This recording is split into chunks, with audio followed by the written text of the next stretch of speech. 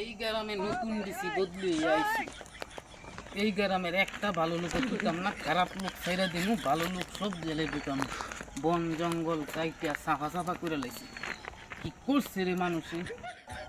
একটা যদি পাইতাম আসামি, প্রমোশন বাড়তো। আসামি কই পাইতাছি, আসামি কই? টুপি যায় কইরা কি করতাম? জোতা তো এটা ভালো না, আসামি পাইলে বলে নতুন এক ডিসি আইছে, তারে খালি একবার পাইয়া লই আমারে বলে খুঁজদাচ্ছে, তারে খালি পাইয়া লই একবার খিদা বাড়ি দিমু আবার আনবো, আবার দিমু আবার আনবো। কি হল পাইতাছি না কই ডিসি গে?